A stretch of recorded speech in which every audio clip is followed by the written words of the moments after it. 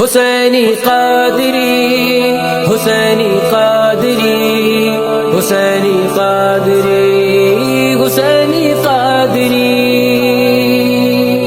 نگاہ مرشد کامل سے ہو عشق مصطفیٰ حاصل، خدا کا قرب دیتی ہے محبت پیر خانے کی۔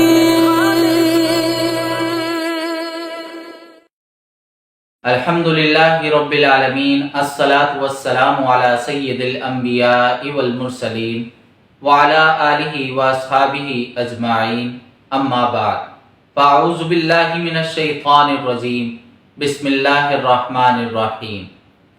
السلام علیکم ورحمۃ اللہ وبرکاتہ۔ میں اسامہ سعید خانقاہ حسینی کے آفیشیل پیج کے ساتھ آپ سب حضرات کے سامنے مکتوبات حسینی حصہ اول کے پہلے باب توبہ کو رکھوں گا۔ تو محترم سامعین، توبہ کو طریقت کے ہر سلسلے میں مقدم رکھا گیا ہے۔ تمام سلسلوں میں اس کو طریقت کا باب، مطلب طریقت کا باب الداخلہ سمجھا جاتا ہے۔ توبہ کے بغیر طریقت میں ایک قدم چلنا بھی مشکل ہے۔ یہی تمام اعمال کی بنیاد ہے، اس کے بغیر ہر عمل کمزور ہو جاتا ہے۔ طریقت کے تمام اعمال و اشغال میں استحکام توبہ کی بنیاد پر ہی قائم ہوتا ہے۔ اس لیے آج میں توبہ کے بارے میں آپ سب حضرات کے سامنے بات کروں گا۔ حضرت رابعہ بصری رحمۃ اللہ علیہ سے ایک شخص نے کہا کہ میں نے بہت گناہ کیے ہیں، میں اگر توبہ کروں تو کیا اللہ تعالیٰ مجھے معاف کر دے گا؟ حضرت رابعہ بصری رحمۃ اللہ علیہ نے جواب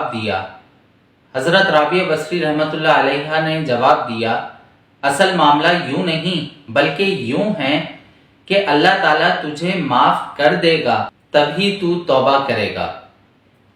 حضرت رابعہ کا مطلب یہ ہے کہ اللہ تیری توبہ قبول کر کے تجھے معاف کرنا چاہے گا، تبھی وہ تجھے توبہ کی توفیق دے گا۔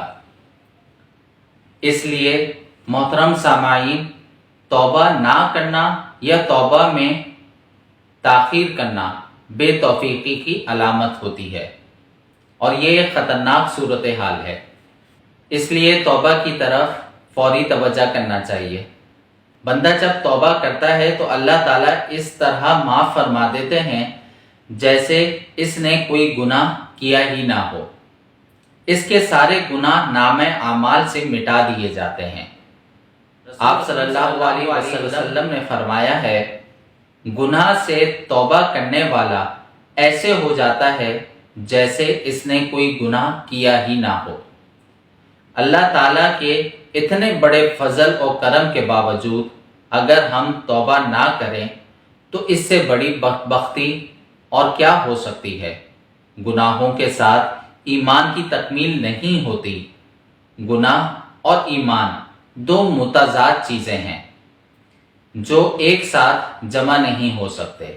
اس لیے حدیث شریف میں آیا ہے کہ جب کوئی مومن گناہ کرتا ہے تو بے وقت گناہ ایمان اس سے نکل کر معلق ہو جاتا ہے، اور گناہ کے وقت وہ مومن نہیں رہتا۔ خوب یاد رکھیے، عبادت میں لذت بے گناہی سے آتی ہے۔ اعمال میں نورانیت توبہ ہی سے پیدا ہوتی ہے، لیکن اس کا مطلب یہ ہرگز نہیں ہے کہ جب تک توبہ نہ کر لی جائے اس وقت تک نیک عمل بھی نہ کیے جائیں۔ اس کا مطلب ہرگز یہ نہیں، کیونکہ اعمال توبہ کے بغیر بھی مقبول ہو جاتے ہیں، لیکن ان اعمال میں نورانیت نہیں رہتی۔ ان اعمال پر گناہوں کی دھول جمی ہوتی ہے، جس کی وجہ سے وہ اعمال بالکل ردی سے معلوم ہوتے ہیں۔ جب کوئی چیز ردی حالت میں ہو تو ظاہر ہے کہ اس حالت میں اس کی قیمت بھی کم ہو جاتی ہے۔ اس کی مثال بالکل ایسے ہے جیسے ایک دھندلا چراغ جو تاریکی کو مکمل طور پر دور نہیں کر سکتا۔ اعمال گویا چراغ کی لو ہیں، لو خواہ کتنی ہی تیز کیوں نہ ہو، چمنی دھندلی ہونے کی وجہ سے وہ لو پوری طرح روشنی نہیں کرے گی۔ تو محترم سامعین، توبہ کر کے اپنے ایمان کو جلد از جلد مکمل کر لیں اور اپنے اعمال کو پر نور بنا لیں۔ ناقص ایمان کی وجہ سے اعمال میں بھی نقص آ جاتا ہے۔ اسی لیے عموماً بعض اوقات آپ نے دیکھا ہوگا اور سنا ہوگا، جب کوئی بندہ کسی سلسلے کے اندر داخل ہوتا ہے تو اس کے بزرگ اور صوفیہ اکرام اس سے توبہ کراتے ہیں اور اس وقت وہ خود اس توبہ میں شریک ہوتے ہیں۔ لیکن خدا نہ خواستہ اگر توبہ ٹوٹ جائے تو پھر توبہ کر لیں۔ اللہ تعالیٰ ہر وقت توبہ قبول کرتا ہے۔ جب بھی گناہ ہو جائے تو فوراً توبہ اور استغفار کر کے پاک ہو جائیں، بلکہ گناہ نہ بھی ہو تب بھی توبہ اور استغفار کرتے رہنا چاہیے۔ ہمارے پیارے نبی محمد صلی اللہ علیہ وسلم، شافع محشر، وجہ کائنات، افضل الرسل، فرماتے ہیں کہ میں دن میں 70 مرتبہ توبہ کرتا ہوں۔ حالانکہ حضور معصوم ہیں، آپ صلی اللہ علیہ وسلم سے کسی گناہ کے سرزد ہونے کا سوال ہی پیدا نہیں ہوتا۔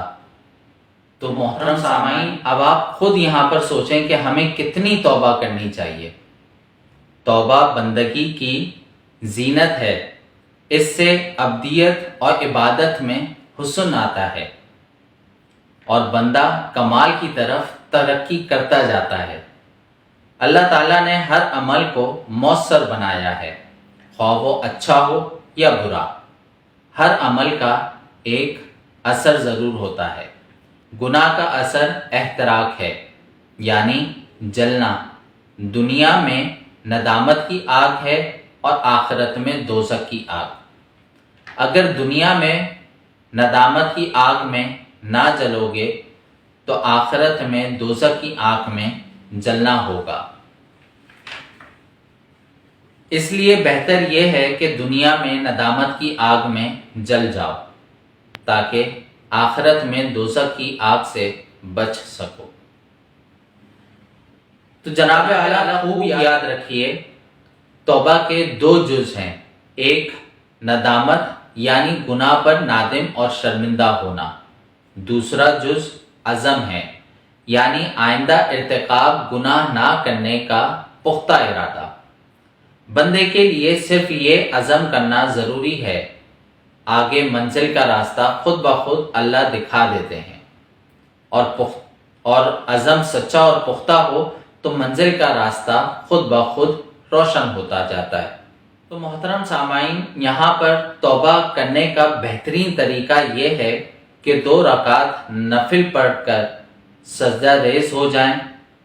سجدہ ریز ہو کر عرض کریں، یا اللہ، اے میرے اللہ، اے میرے معبود، اے ارحم الراحمین، میں تیرا عاجز بندہ ہوں۔ 2 دشمن، نفس اور شیطان، میرے پیچھے لگے ہوئے ہیں، مجھے ان کے حوالے نہ کر، مجھے ان سے بچا لے، ورنہ میں تباہ اور برباد ہو جاؤں گا۔ مجھ سے گناہ سرزد ہو گیا ہے، جس غلطی کا ارتکاب میں کر بیٹھا ہوں، اس کو اپنے فضل و کرم سے معاف کر دے۔ تو غفور الرحیم ہے، تو ارحم الراحمین ہے، توبہ قبول کرنے کا تیرا وعدہ ہے، میری توبہ کو اپنی بارگاہ تعالیٰ میں قبول اور منظور فرما پروردگار۔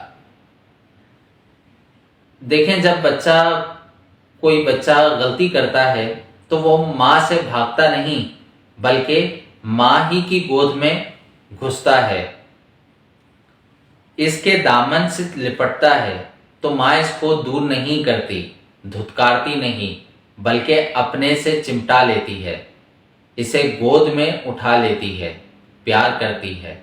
اللہ اپنے بندوں سے 70 ماؤں کی محبت رکھتا ہے، وہ کیوں دور کرے گا؟ وہ بھی تمہیں اٹھا لے گا، اپنی آغوش رحمت میں لے لے گا، پیار کرے گا۔ ان اللہ یحب التوابین و یحب المتطہرین، بے شک اللہ توبہ کرنے والوں اور توبہ کر کے پاک ہو جانے والوں سے محبت رکھتا ہے۔ تو دعا کرتے ہوئے خوب روئیں، خوب گڑ گڑائیں۔ اگر رونا نہ بھی آئے تو کم از کم رونے جیسی صورت بنا لیں۔ اللہ کو گناہ کار کی ندامت کے آنسو بہت پسند ہیں۔ کوئی آواز اللہ تعالیٰ کو اتنی پیاری نہیں لگتی جتنی استغفار کی آواز۔ یہ آواز جب آسمانوں پر پہنچتی ہے تو اللہ تعالیٰ فرشتوں سے فرماتے ہیں، اے میرے فرشتوں، تم گواہ رہنا، میرا بندہ میرے سامنے سجدہ ریز ہے، وہ رو رہا ہے، گڑ گڑا رہا ہے، اس سے غلطی ہو گئی ہے، وہ مجھ سے معافی مانگ رہا ہے، تم گواہ رہنا، میں نے اسے معاف کیا۔ انشاءاللہ اپنی اگلی ویڈیو میں اس کا اگلا حصہ آپ سب حضرات کے سامنے پیش کروں گا۔ تب تک کے لیے مجھے اجازت دیجیے، اس اپنے پن کے ساتھ کہ اپنا خوب سارا خیال رکھیں اور مجھ ناچیز کو اپنی خصوصی دعا میں یاد رکھیں۔ وآخر دعوانا ان الحمد للہ رب العالمین۔